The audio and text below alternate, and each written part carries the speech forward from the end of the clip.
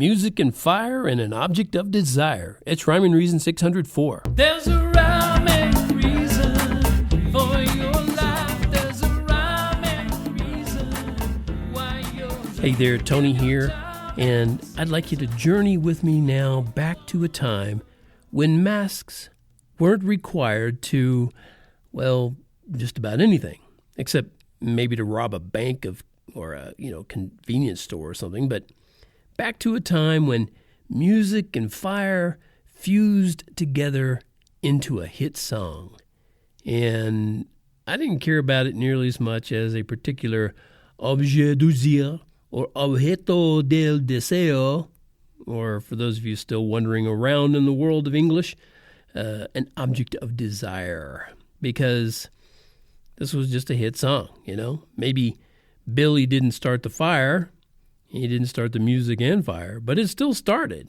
I'm talking about Billy Joel, and even though I've referenced it multiple times already, maybe you still don't know what in the world I'm talking about. Okay, exactly, but I'm one of only 2 people in the world who would understand what I'm saying, okay? So don't feel bad, but I'll clear it up for you now, okay?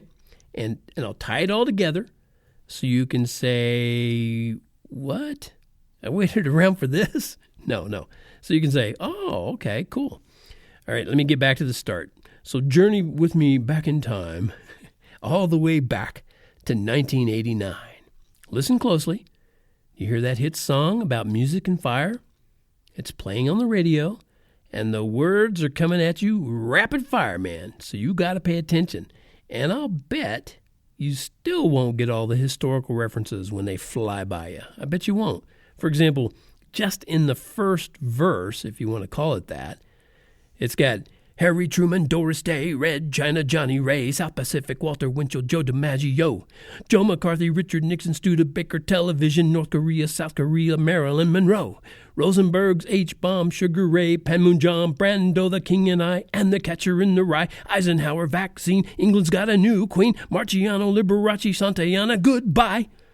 Well, see what I mean? And would you believe that I was in a band that covered that song? Yes, I was. I didn't sing lead on that one. My brother actually sang lead on that one. He really wanted to do that song.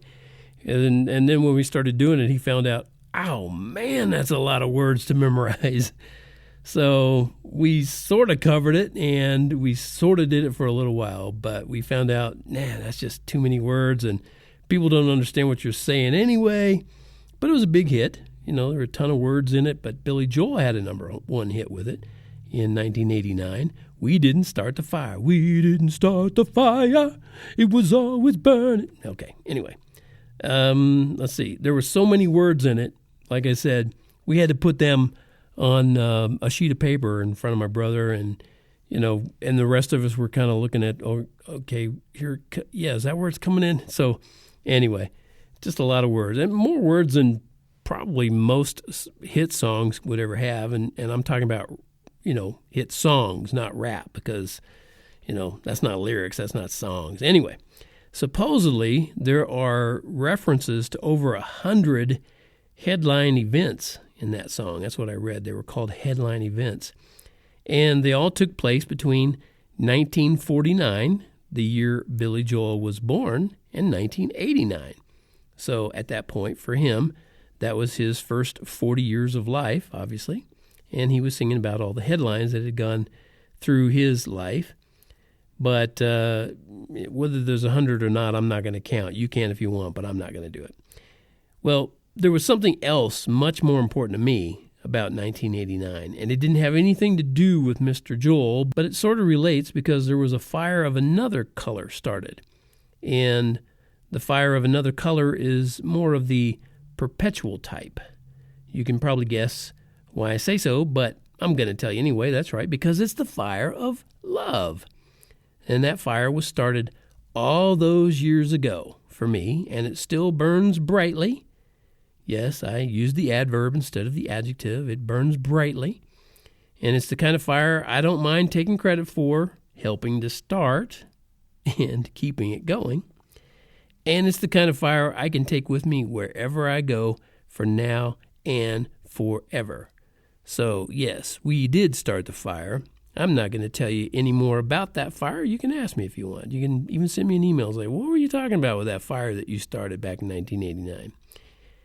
Okay? And wherever you are, you might want the email address. I've given it out before, but it's real easy, Tony@TonyFunderburk.com.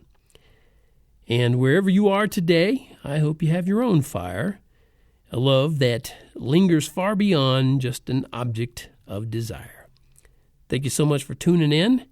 I know that as I'm recording this, we're getting dangerously close to Christmas. So each time now I'm going to say, hoping you're having a great, well, I guess you wouldn't call it a shopping season anymore because it's not really kind of like that, not that I've noticed. But, wonderful Christmas season and a Merry Christmas coming up. For now, I'll leave you with that, and thank you so much for tuning in, as always. And you can find me over at TonyFunderburk.com, where you can also find the uncool T-shirt that says, "Life has rhyme and reason because God made you." There's a rhyme and reason for your